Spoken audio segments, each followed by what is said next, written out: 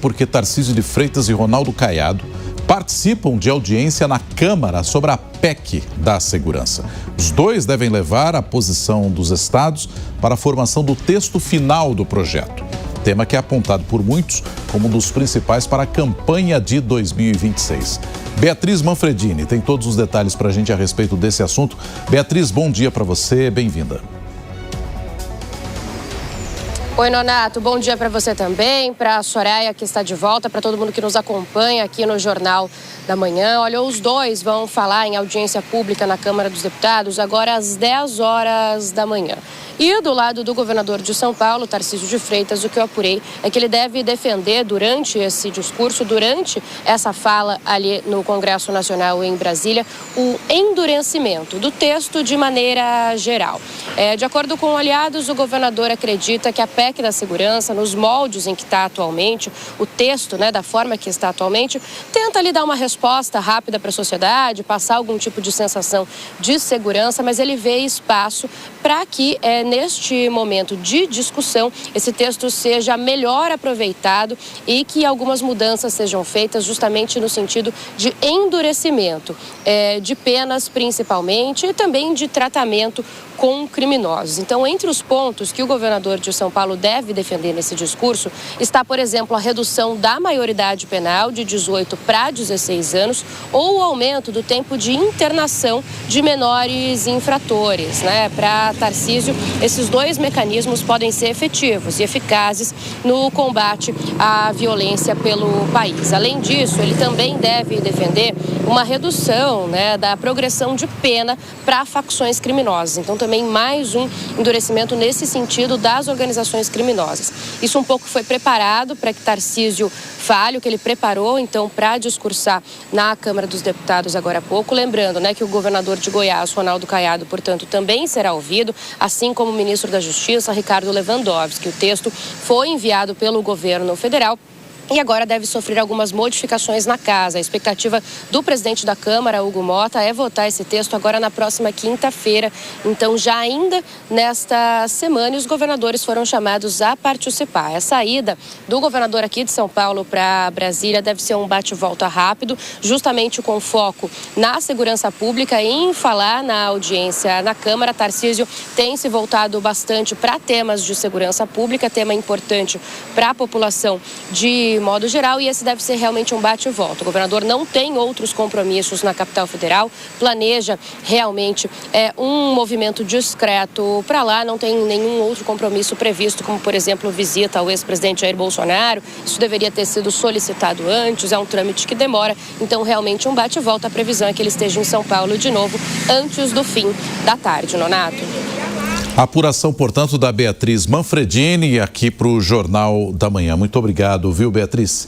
E eu convido você a acessar o nosso site, www.jovempan.com.br, vai na aba Colunistas e aí você clica em Beatriz Manfredini e você tem os detalhamentos. Penas mais duras para facções e menores infratores serão temas defendidos por Tarcísio nessa ida a Brasília na discussão da PEC da segurança pública. Todo o detalhamento, portanto, lá no nosso site jovempan.com.br.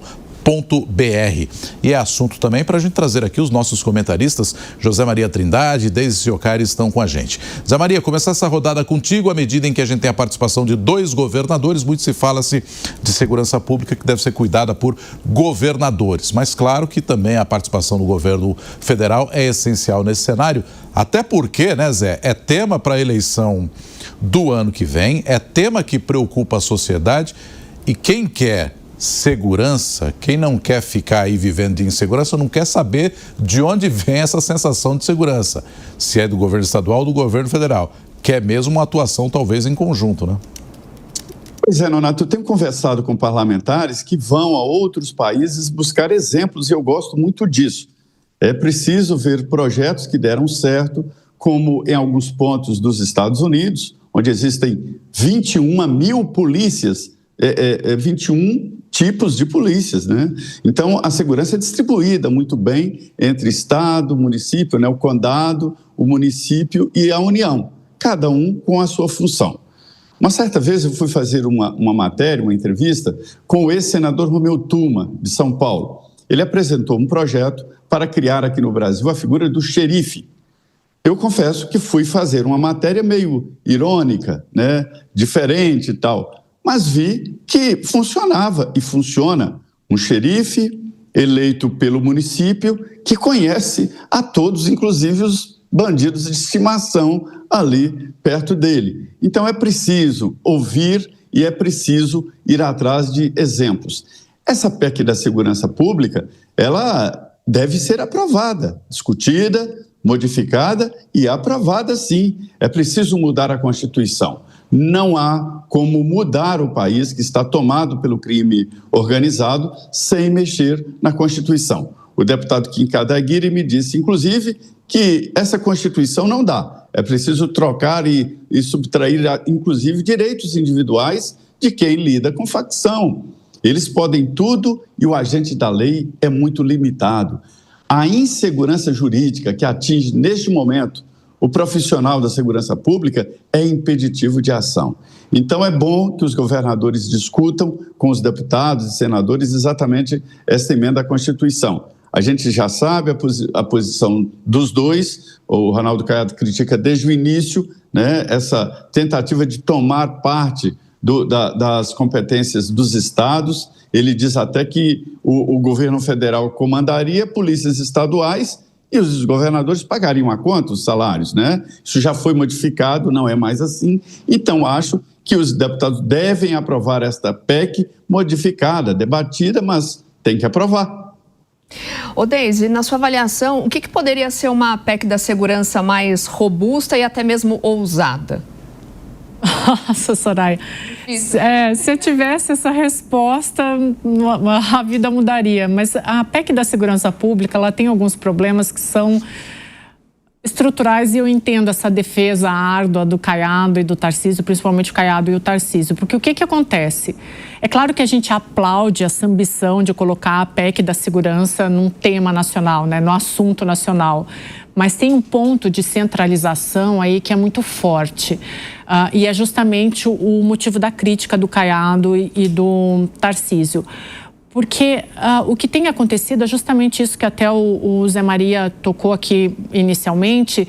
Existe uma tentativa de centralização por parte de Brasília. E eu concordo com o Caiado. O texto da PEC como está hoje, ele acabaria deixando a conta para os estados, mas os estados não teriam tanta ingerência assim na segurança pública. É claro que ela está virando tema de pauta eleitoral, ela vai ser um aditivo para o ano de 2026, mas a pergunta que eu me faço é até que ponto essa PEC da segurança ela não está transferindo para um gabinete frio em Brasília decisões que deveriam ser tomadas pelo Palácio do Planalto, pela Federação, pelos estados e pelos municípios, porque me parece que essa centralização ela vai colocar problemas como desigualdade social, violência estrutural e combate às milícias, algo muito distante da sociedade, vai levar isso para um gabinete em Brasília que é muito distante das sociedades, das favelas que enfrentam os problemas dos estados e dos municípios. Então, me parece que é deslocar